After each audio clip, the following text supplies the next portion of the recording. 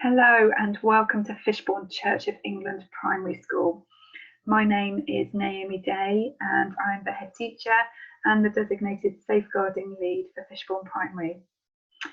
This academic year we have decided to record our safeguarding training so that if we have anybody new coming to our team or any volunteers joining us, you're able to start to familiarise yourself with our safeguarding policies and protocols in your own time. It's really important to say though that if you have any questions or queries that come up as a result of watching this training, please do jot them down and make sure that you get in touch and ask those questions. One of the disadvantages of doing training in this way, of course, is that you don't have the opportunity for questions and answers or talking to colleagues, and therefore it's really important to follow up anything that isn't clear.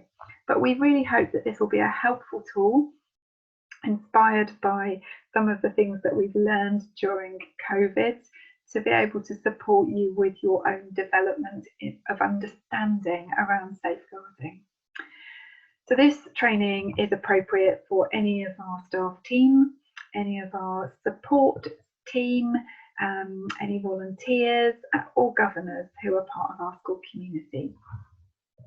Before we begin, it's really important that we're just clear that safeguarding and child protection often brings up a lot of emotions, and people have had very different experiences of safeguarding during their careers and their personal experiences. We each carry with us our own experiences of both being a child and in our role of parents or grandparents or staff or volunteers. So a couple of ground rules really for this training session. It's really important when we do training like this that we're respectful towards one another and each other's experiences. It's important that anything that is shared as part of this training, especially if you're doing it with somebody else, is completely private, unless of course there is a safeguarding issue and therefore it needs to be reported. It's important that we're sensitive and we understand that talking about child abuse may well raise personal and professional issues for ourselves and each other. So with those things in mind, we're going to crack on. We've got quite a lot to get through today. We're organising our safeguarding training a little bit differently this academic year. And that is because what we've been used to doing in the past is one big session of safeguarding training with lots of updates during the course of the year. This academic year, we are doing 3 sessions, one in each of the terms, and these will all be uploaded onto YouTube as we go through the year for people to be able to access them in their own time. So in this training session in the autumn, we start with our why. So we're going to be talking about why we keep children safe in education, and then we're going to be talking about the 5 R's. During the spring term, we're going to have a focus session, a more specialist session on how we can keep children safe online and also peer-on-peer abuse. And then the summer term, we're going to be focusing on self-harm and learning a little bit more about our PSHCE curriculum and how we support our children's growing understanding of those things. So in today's session, we're setting out to make sure that everyone has a clear understanding of the way in which we're going to do our safeguarding CPD during this academic year. We're going to make sure that we have a very clear understanding about why safeguarding children is so important and the most important element of our role. We're going to make sure we understand the key changes in keeping children safe in education in 2021. And we're going to set out to make sure that you are confident, that we are all confident about our role in safeguarding children and those 5 R's that I have mentioned, which we will come back to later in the training session. So the big why. Why do we keep children safe in education?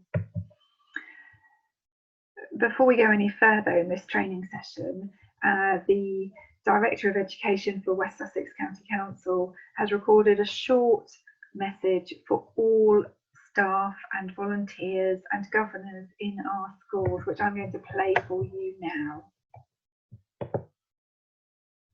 Colleagues, there is no greater priority for all of us than setting our children safe. Every parent and every child needs to feel that the school provides a safe haven where troubles and worries can be picked up, and where children who are feeling vulnerable, unhappy, or unloved are supported and that they feel safe. Safeguarding is an important priority for all of us. From the moment we step out of the car and enter the school grounds, we should be thinking of safeguarding. Whenever a child hangs around at the end of a lesson and wants or needs to talk, we need to listen. If a child is not feeling safe, is feeling sad and unhappy, or is showing behaviour that is out of character, we need to talk to them and to understand and then support. So often we hear that schools are places to educate children and to enable them to achieve great things. However, they will seldom learn effectively if their lives and feelings are in a poor place, or they are worried and frightened.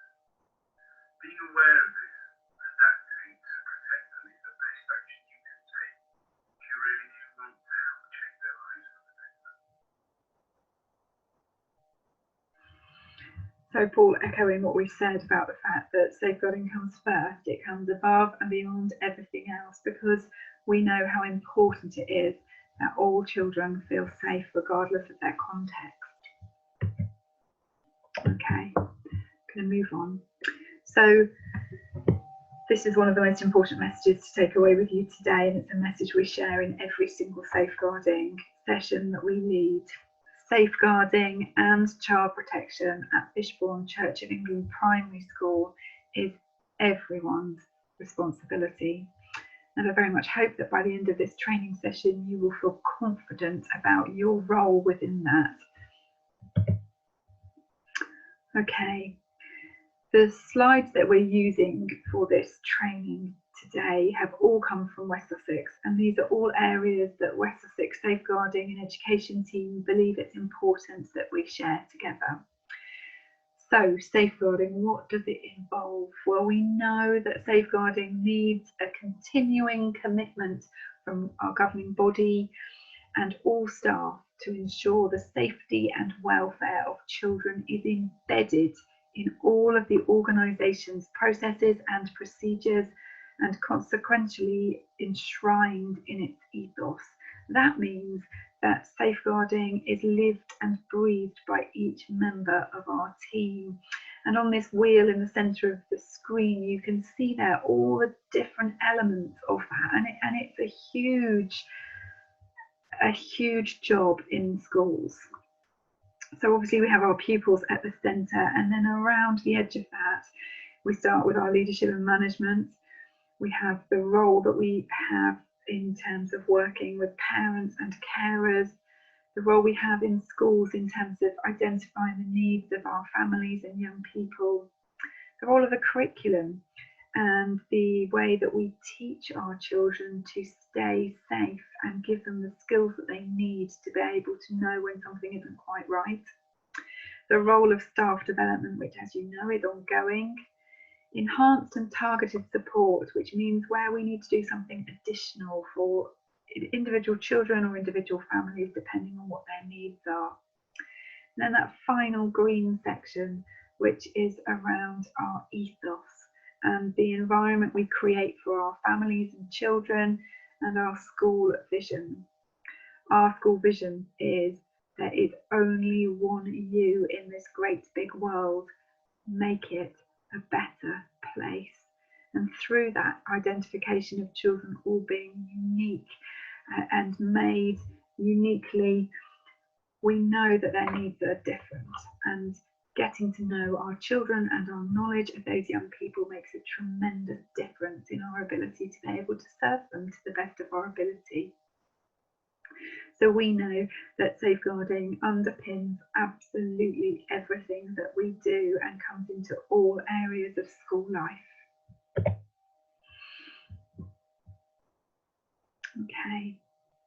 So here we've got some questions that if you were here in person, we'd spend a little bit of time talking about together. You might like to just listen to these questions and pause this film and just reflect on these for a moment. How do we know that the child is at the heart of our school? What systems do we have in place to ensure this? What do we need to enhance as a school community to make better? And what is my role in this?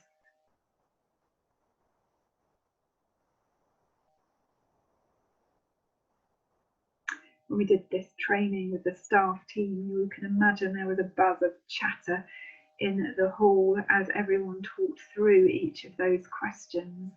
We have no doubt as a school community that the individual child is very much at the heart of everything that we do. In our Fishbourne Learning Map, we know that our school is about personalising learning rather than providing a standardised approach, and therefore safeguarding sits very tightly in that approach.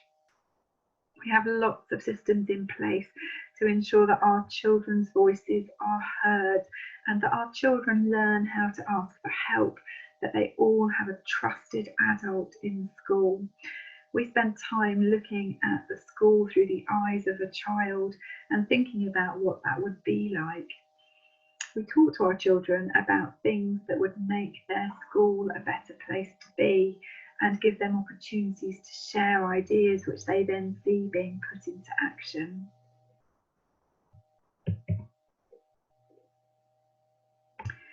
In 2018, a group of young people were asked what they felt would make a really effective safeguarding system. And these are some of the things that those young people reported. They said that they wanted adults in their schools to be vigilant, with adults noticing when things were troubling them. They wanted adults to be understanding and active. They wanted to be heard and understood and to have that understanding acted upon. They wanted stability. They wanted to have stability of relationships and to be able to trust those who were helping them. They wanted to be treated with respect and to be believed that they were competent. They wanted adults who were informed and engaged, and they wanted to be part of those procedures and decisions and concerns and plans when there were safeguarding issues raised. They wanted to be told what the outcome of assessments and the decisions that had been made as a really important part of the next step when a concern had been raised. They wanted to feel supported and to be provided with support in their own right, as well as a member of their family. They wanted an advocate, somebody to assist them in putting forward their views. And they wanted to be protected against all forms of abuse and discrimination. And so here we're going to stop again and we're going to reflect on how children at Fishbourne might feel if they were asked the following questions. Do you feel safe at our school? How do you know that you are heard at school? How does your school teach you to be safe? What would your school do if you said you were being bullied? What would you do with a worry? Do you have a trusted adult at school? What would you do if you were worried about things at home? We've got plans in an upcoming thinking circle which we run with our children at Fishbourne on a half-termly basis to ask our children exactly these questions, so that we get a really clear sense of how our children feel at school.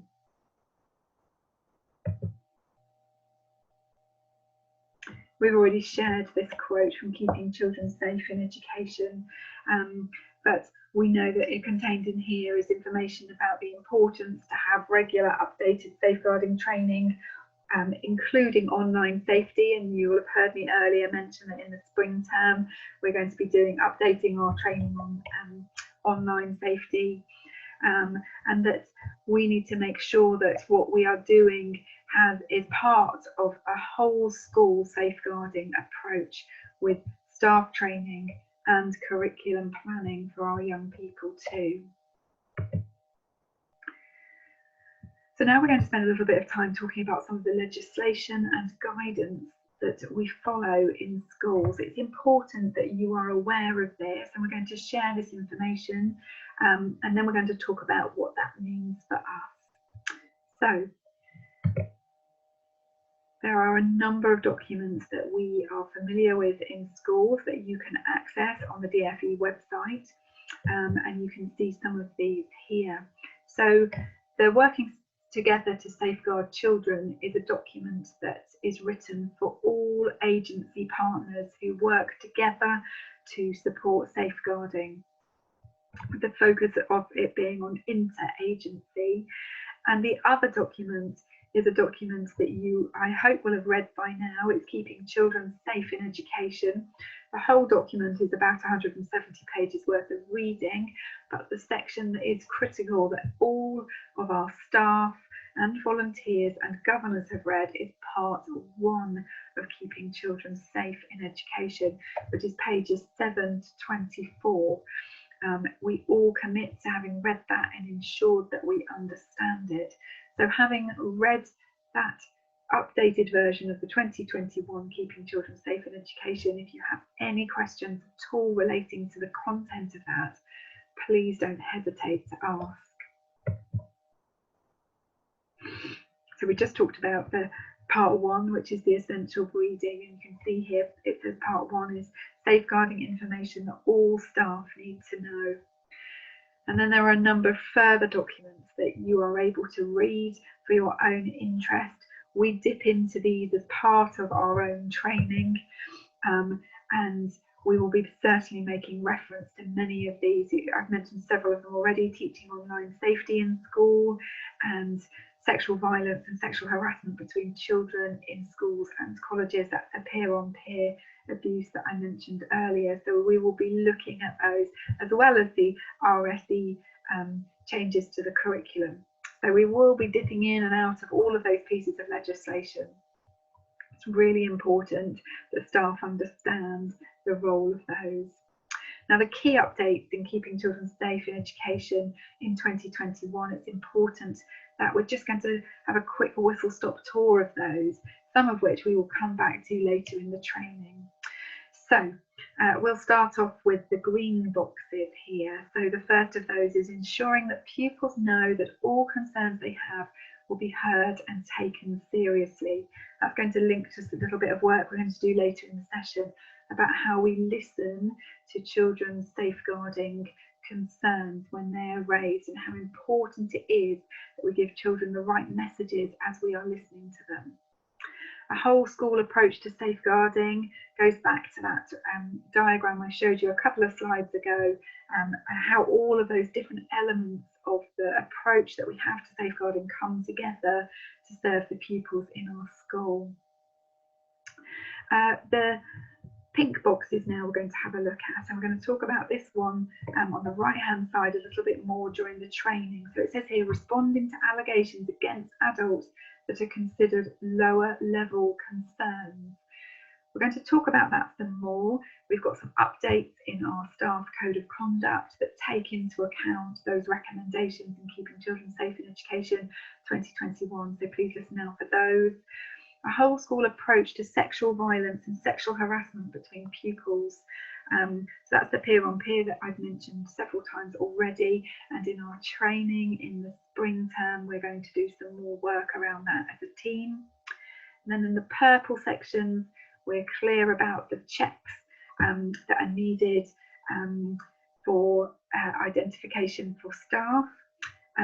Clarity and importance of the place of safeguarding in the recruitment processes of staff and also in volunteers, which our new volunteers will know all about because they've already been through that process. And then finally, up-to-date appropriate training for all staff on online safety that matches the needs of our pupils at Fishbourne Primary School. And again, that training is coming up in the spring. You can see how important it is that we've split our training across these 3 sessions, because there is so much to cover and also important. Okay, let's move on.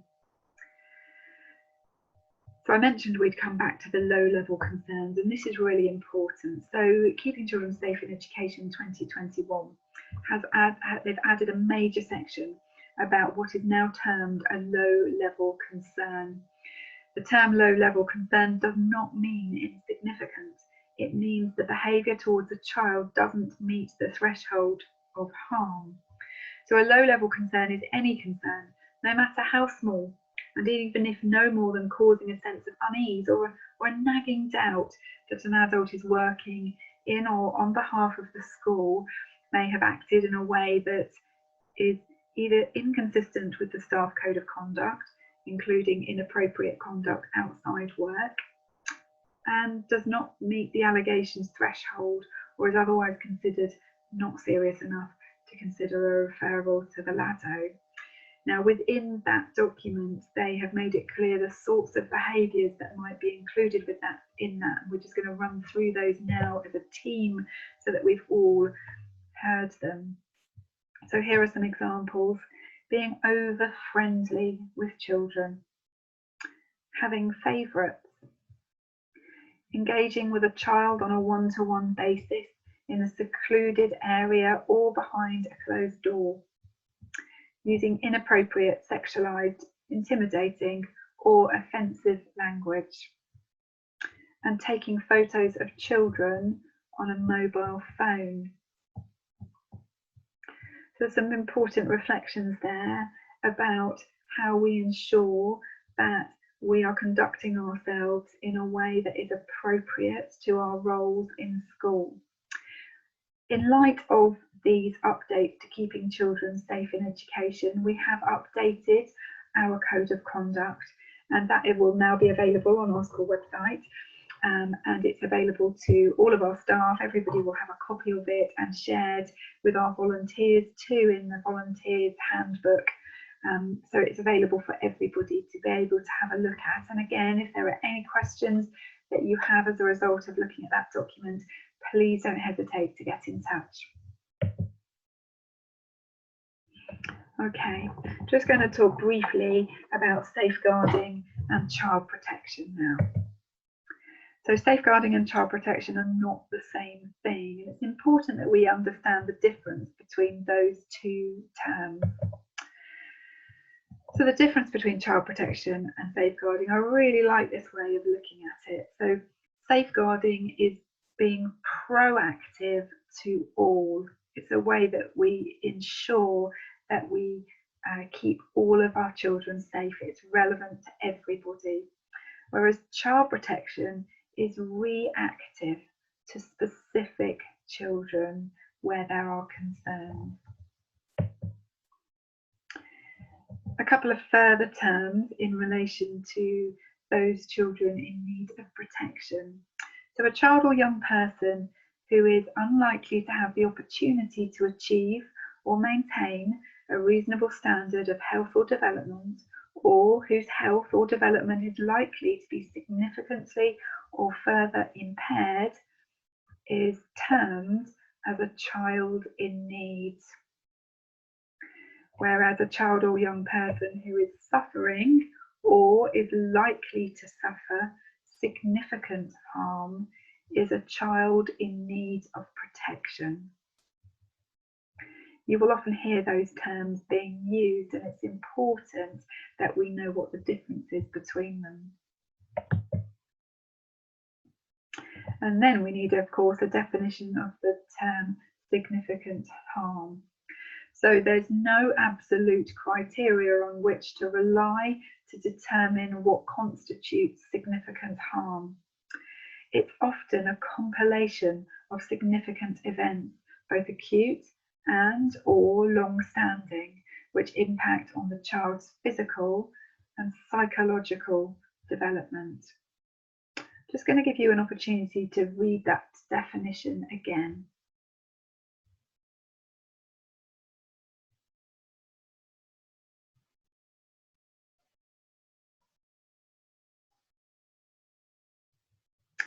The words that stand out to me as designated safeguarding lead are compilation of significant events.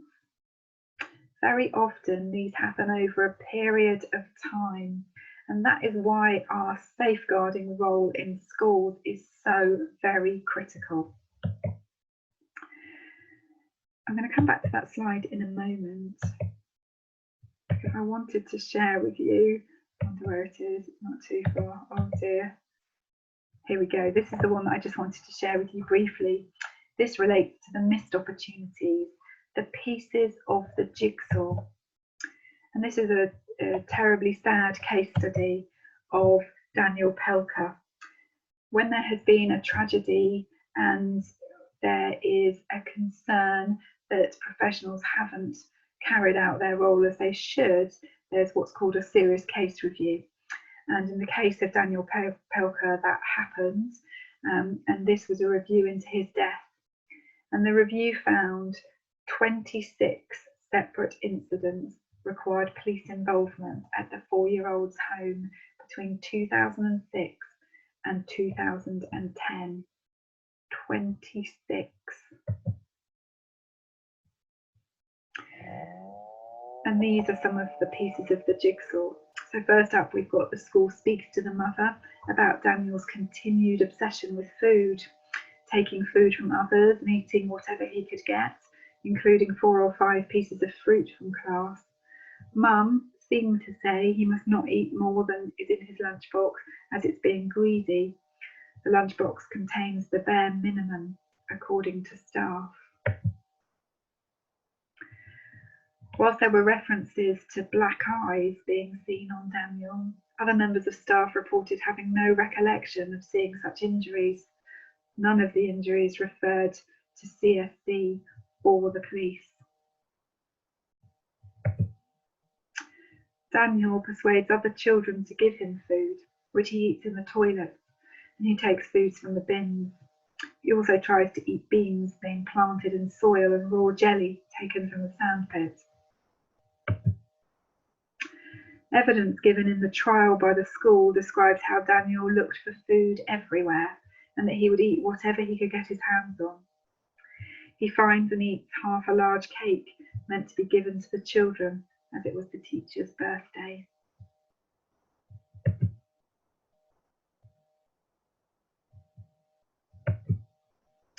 Daniel was seen on occasion at school with facial injuries. Because of a lack of appropriate recording of these within the school, it is unclear what injuries were seen and when. So you can see there a number of pieces of jigsaw puzzles that just weren't in place, and had they been, as a result of being recorded correctly, it might have been that the outcome of this case could have been different.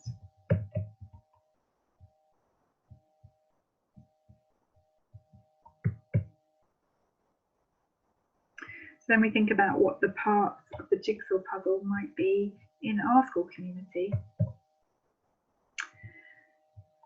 Many bits of jigsaw puzzles when it comes to safeguarding. So we know that we've got record keeping and how important that is. We're going to come on and talk about that some more during this session. The role of CPD training for staff and safer recruitment, and the role of governors. The very specific policies, the safeguarding, child protection, health and safety, off-site activities, first day absences. Many policies come together to safeguard our children.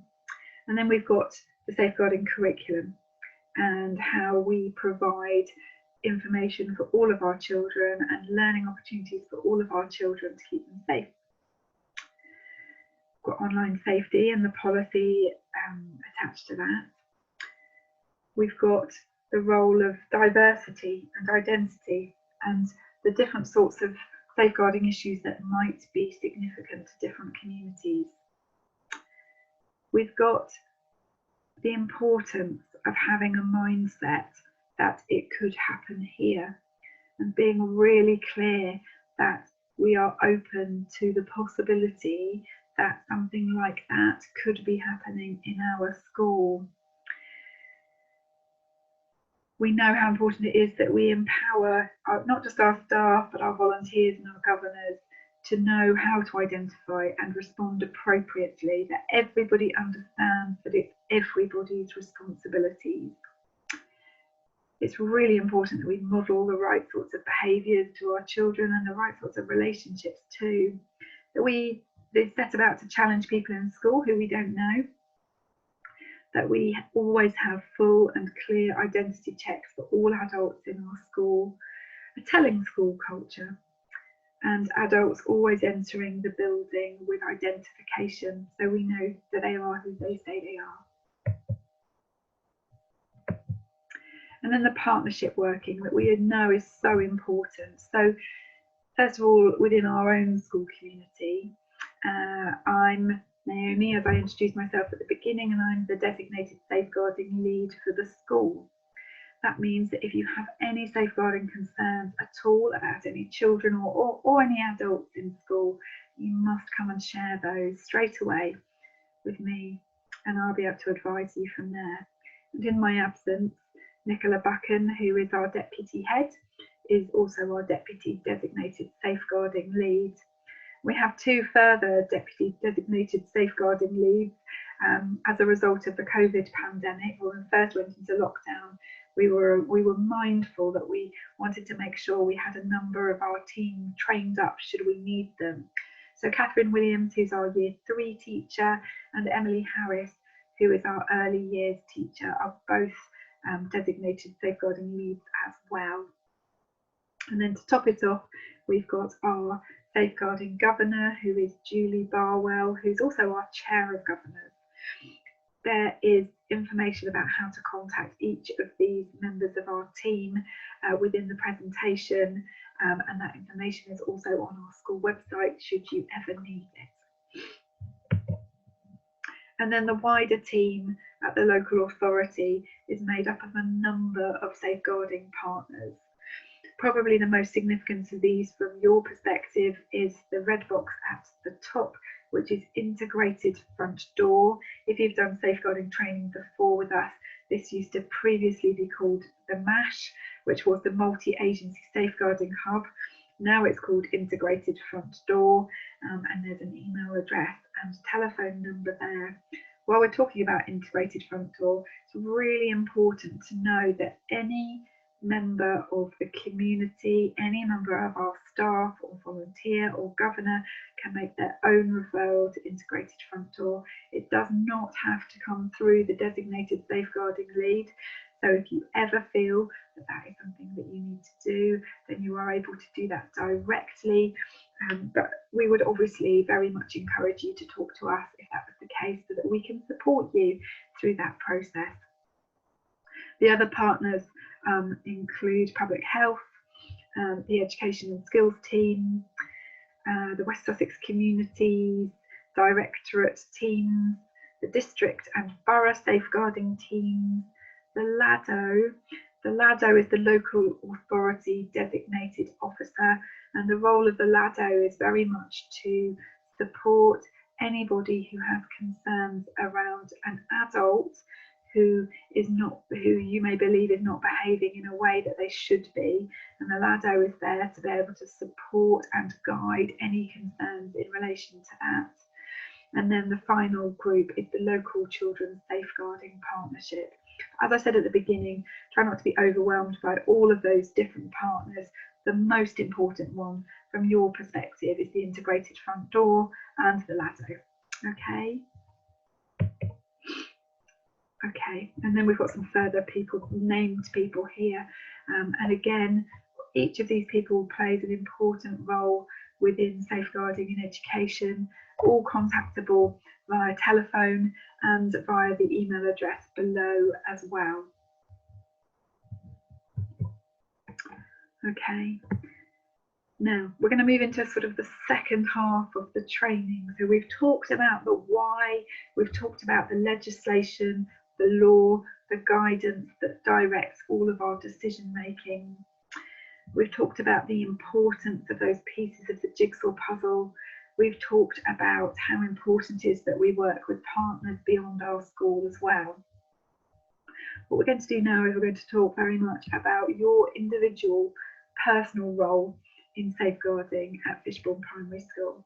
And again, if you've done this safeguarding training previously, you will hopefully remember us talking about what we termed the 4 R's, which back then were recognising the possible abuse, responding appropriately, reporting concerns, and recording observations. Now things have moved on a little bit since then, and you may be unsurprised to know we have more R's. We have now moved into a time where we have 5 R's. So I'm going to share those with you, and that will guide us through the next part of our training. The 5 R's. Okay, so we've already talked about recognising, haven't we? And the importance of being able to recognise possible abuse. We talked about responding and what we say if a child is making a disclosure. And then we've talked about recording. So those are the 3 that we're familiar with, and then we've got 2 more. One is referring and being clear from our perspective about who we are referring to. And the final one, which is actually really powerful and incredibly important in safeguarding, is that really important stage of reflecting. So we're going to work our way through those 5 R's, and hopefully by the end of that you will feel equipped, that you feel confident of your role in safeguarding. As I've said, each step of this training is really important. If you do have any questions, you don't hesitate to get in touch. Okay, so we're going to start off by thinking about, we're zooming in on some of the R's. Again, if you've done the training with us before, we've done a lot of work on recognising those signs of potential abuse. So we're not going to do any more work on that today, but if it would be helpful and you haven't done your previous safeguarding, we would be delighted to do some work with you on how to recognise potential abuse. But right now we're going to focus on responding and how we might respond if a child were to make a disclosure. It's really important that we are curious, professionally curious. If safeguarding is everyone's responsibility, how do you reflect? Are you professionally curious? I'd like now to share with you a fabulous short film put together by the NSPCC, and the focus of it is on responding to a child's disclosure. Now, having done safeguarding training for many, many years, one of the biggest concerns that people often share is being concerned about how they might react if a child were to make a disclosure, knowing that many, many things might start going through your head related to the training that we have done. So this is a super piece, a very short film, but a super piece full of advice about what to do should you find yourself in that situation. Oh, is it going to let me play it? There we go, hopefully. Oh, I do apologise. I think we're going to now be taken to another screen. I hope it's going to work. Looks hopeful.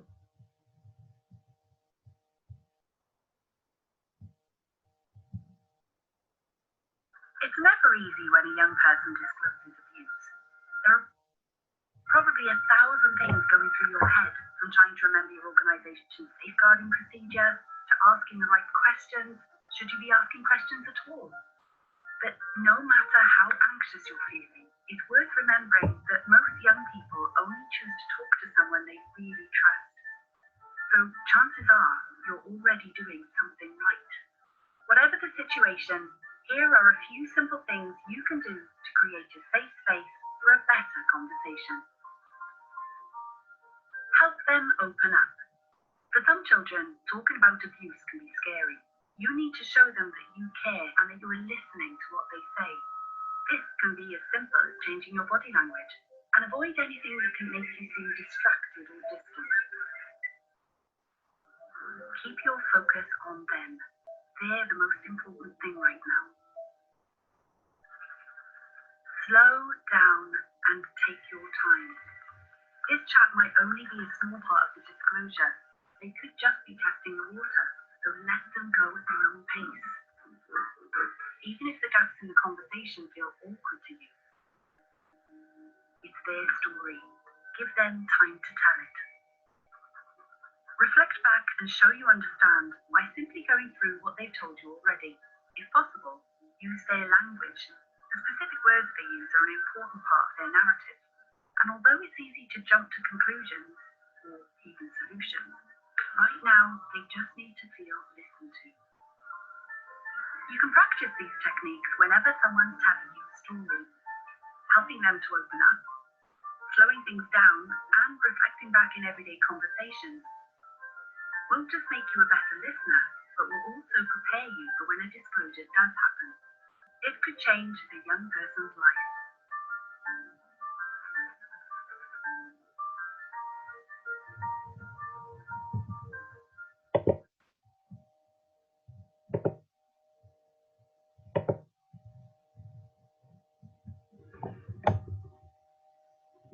It's well worth having another listen to that when you've got a moment, because it's just packed full of really helpful advice. But I think the most powerful part was the part at the beginning for me, and that is that if a child does start to open up and share a disclosure, then you've already done something right, because that child clearly has placed their trust in you. And from there, we're going to work through what happens next. Okay, so let children know that you're listening. Show you care by helping them to open up. Take your time, slow down. Show you understand, reflect back. 3 really super helpful pieces of advice. In our training in school, we will do an exercise around that, which is much harder for you to be able to achieve sitting in front of your computer screen at home. But this might be a good opportunity just to stop and reflect for a moment about how you might achieve those things.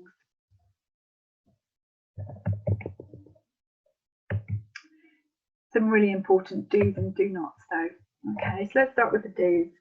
Do be approachable. Do listen carefully and at the child's pace. Do take what is said seriously. Only clarify essential information. Reassure the child and tell them what's going to happen next.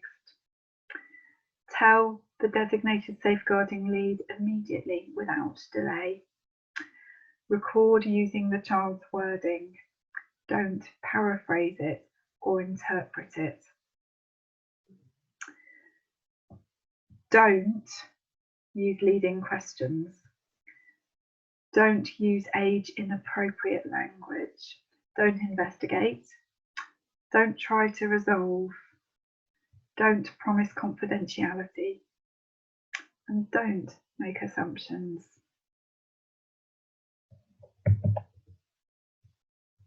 Then we think about our referring part. So if you have a concern from your perspective, 3 things to do. Tell your designated safeguarding lead, that's me, or Nicola, or Catherine, or Emily. Follow the school policy.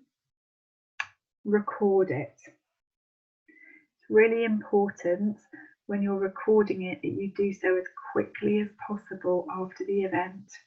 Don't leave it till the end of the session or the end of the day. Safeguarding comes first. It's important that you act on your concerns. Don't wait till the end of the school day to raise those concerns.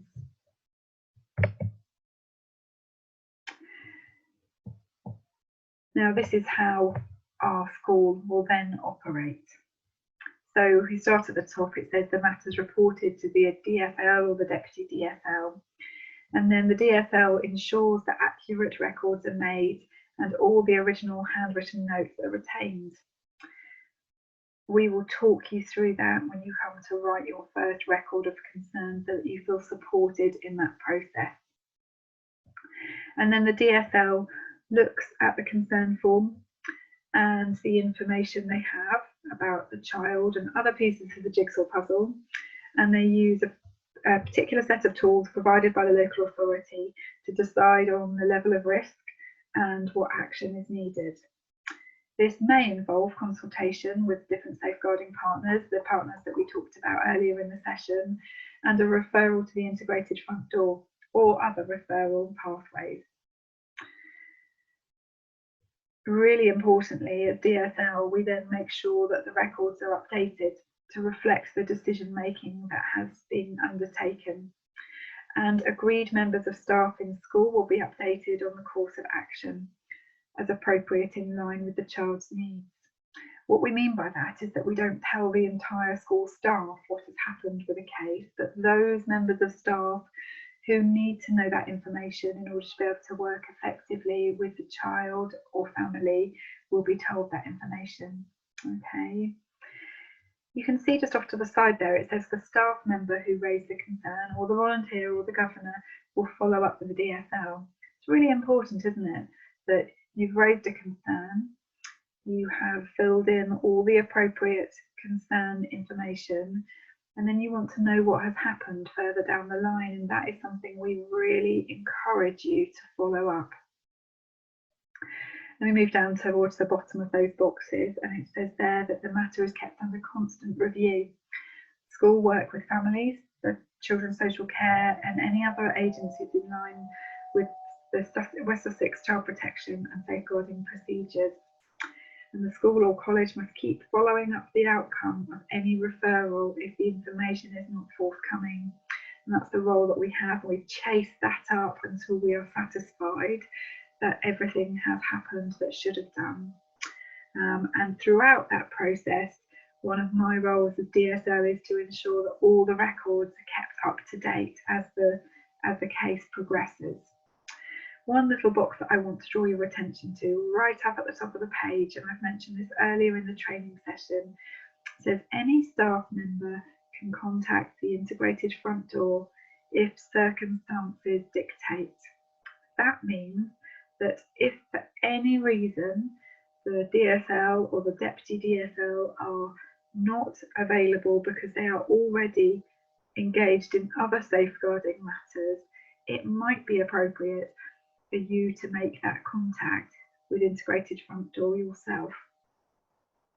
Now, the telephone numbers for integrated front door are up in school in two different places. One is in the staff room on the safeguarding board where all the telephone numbers are available, and the other is in our photocopier room. All of our staff also have a copy of our child protection and safeguarding policy, and all the telephone numbers are also in there.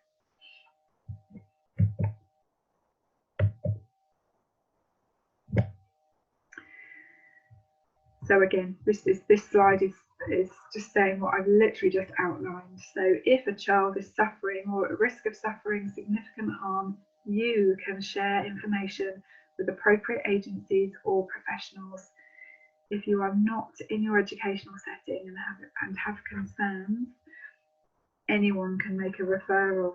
Okay, so if we know that a child is in immediate danger, then essentially we phone the police. If we don't believe they're in immediate danger, we can contact the integrated front door, and there we've got a telephone number and the email address, and also the third option is contacting the NSPCC helpline.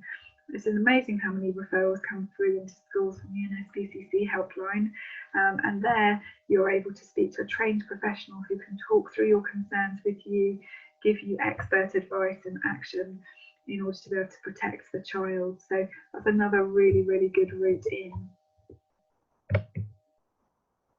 Okay, so recording. This is really important to get right. So recording our concerns. This is our record of concern at Fishbourne Primary School. I'm sorry it's a little bit blurred. There are copies of this up all over the school in both the places I've already mentioned, but also in classrooms. They're everywhere, blank ones. So once this has been completed, it obviously has to be handed in. It's really important that you don't take photocopies of it, and we encourage you to handwrite it. So you can see here you've got the space for the child's name. We fill in the child's date of birth, so you don't need to worry about doing that bit. Really importantly, we record the date of the concern and the name and the job title of the person who's making the record. And then underneath that, we write a factual account of what happened. And we've got some follow-up questions there. What happened? Where did it happen? Who was there? And it says underneath, try to use the child's exact words, indicating with the use of speech marks. So that's really, really important. If you know the exact words that a child used, even if it's only from part of what they've said, do indicate that with the use of speech marks. We encourage you not to pass judgment about what you feel may have happened, but there is an opportunity on this form for you to make any additional comment or any interpretation that you feel might be useful. Underneath, we ask you to sign your record and then also make a note of when you made the record. As I said earlier, it's really important that wherever possible we make the record as soon as possible after the disclosure, but it's important that we're realistic about that, so there's an opportunity there to say how long it took after the disclosure for that record to be made. And then underneath that is the section that I've just talked about, which is where we as designated safeguarding leads and the leadership team reflect back on what has happened following that record of concern being submitted. So there we keep a record of who's taken the action, what action was taken, and the result of that action. We come back to these forms quite often, several times afterwards, to update those as time goes on and the case proceeds. So a few notes here about how we make these records. All concerns, discussions and reasons for any decisions must be recorded in writing. Record for concern forms must be completed, then handed to the DSL in a timely manner. Urgent child protection concerns must be shared verbally in addition to a written record being made. The recording needs to contain factual information with as much detail as possible, as it may be required as evidence in police investigations or court hearings. All records must be dated and signed. Really, really important. So, in summary, records must be clear, accurate, factual, complete, and appropriate. So when we talk about them being clear, the safeguarding record you make needs to still make sense 3, 6 or 12 months or many years from now, when you won't remember what was said, what you meant to say, or what you understood. The content of your record needs to be understood by anyone who is reading it without you being there to explain. Use straightforward, clear, factual, correct language. Reread what you have recorded to sense check it. Always include full names, dates, and the date and time that the record is being made. Records must also be accurate. Get the information down in a timely way. For a record to be accurate, it needs to be made as soon as possible after the event. Ensure that you record sufficient detail. What happened, where, when, who was present or involved, how did the information come to light. Be specific with descriptions. For example, not cut over eye. Which eye? How big was the cut? Use a body map to record injuries. Never Take photographs of children's injuries. Check for any errors you may have made in your record. Records must be factual. Take care to record the facts. If it's appropriate to state your opinion, make sure you clearly differentiate between what is fact and what is professional judgment. But we never express opinion about the validity of an allegation or disclosure made by a child.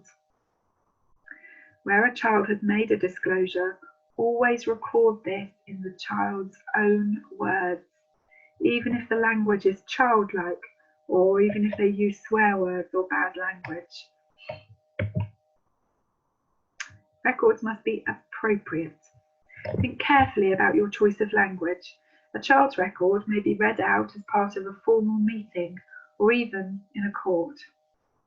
Do not use derogatory language to describe a child or any other person. Do not record personal or irrelevant comments.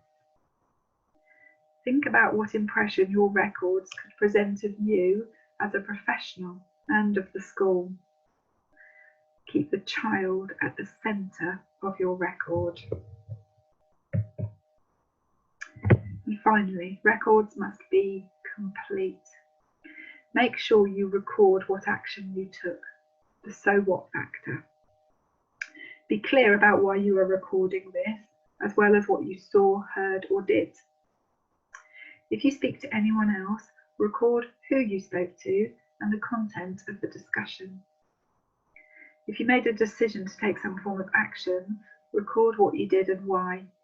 Who asked you to? Okay. We've got 5 examples here of records that people have made. They're not from our school, they're generic ones provided by the local authority.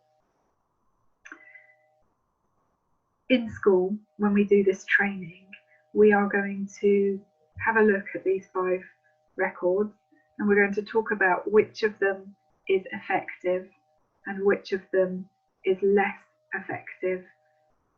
And so what I'd like you to do is to pause your film here, read those 5 records and then come back to the film.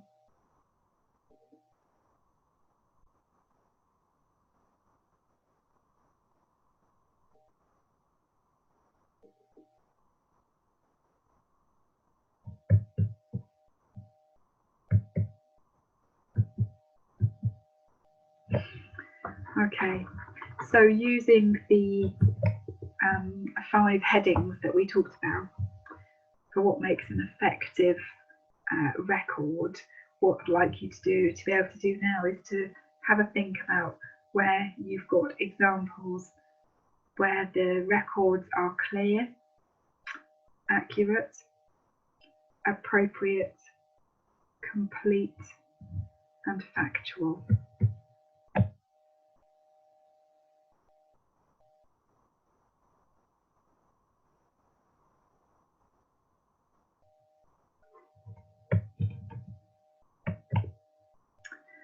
Okay, so we're coming to a close now and we're just going to finish off with a couple of slides. This one is around your responsibilities in relation to record keeping.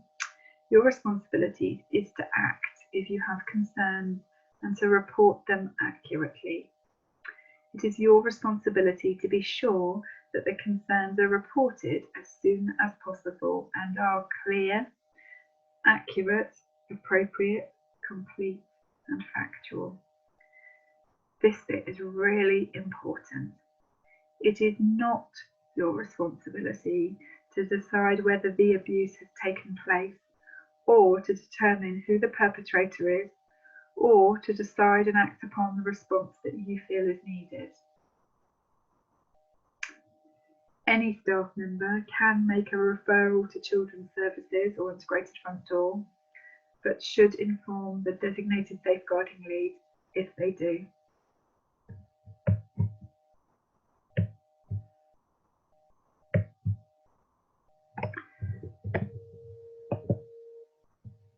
I'd like to thank you for being part of this safeguarding training. I hope it's been a helpful introduction to your role in safeguarding at Fishbourne Primary School. Please don't hesitate to let us know if there is more information that would be helpful for you. We would be delighted to provide you with any further support that might be helpful. If you haven't done so already, there is a short film about safeguarding on our school YouTube channel, which goes into a little bit more detail about how to recognise possible signs of abuse. And there are some really useful case studies there for you to be able to work through to identify what possible abuse might be taking place. That bit is really missing from this training because we know that we've done a lot of work on that as a team. So if you haven't been part of our previous safeguarding, please do make sure you have a little look at that training because I think you'll find that very helpful. In the meantime, thank you so much for tuning into this training, and please do remember we're always here to answer any questions that you might have. Thank you so much for your time and for your contributions to our school community. Bye-bye.